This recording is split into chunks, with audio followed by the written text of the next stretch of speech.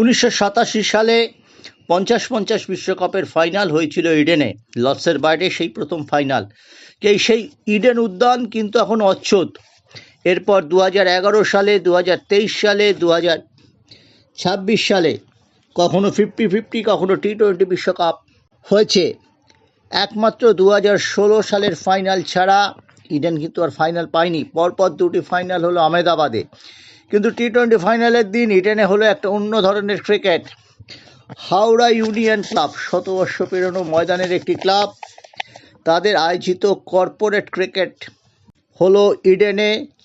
Double wicket cricket নির্ধারিত ছিল। 4 ওভারের 8টি দল অংশ নিয়েছে। হাওড়া ইউনিয়নের লংগেস্ট সার্ভিং সেক্রেটারি, সবচেয়ে দীর্ঘদিন সচিব পদে থাকা ইন্দ্রনাথ দে, যিনি একটা সময় সিএবিতে কোষাধ্যক্ষ হিসেবে অত্যন্ত সুনামের সাথে কাজ করেছিলেন, তার নামে এই টুর্নামেন্ট।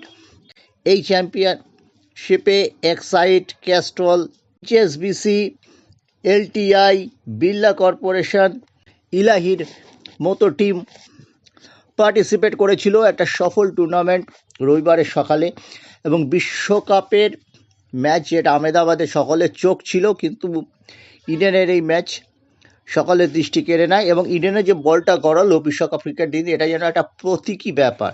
শেষ পর্যন্ত এই টুর্নামেন্টে ওয়েব স্ট্রাইকারকে হারিয়ে চ্যাম্পিয়ন হয়েছে টিসিএস।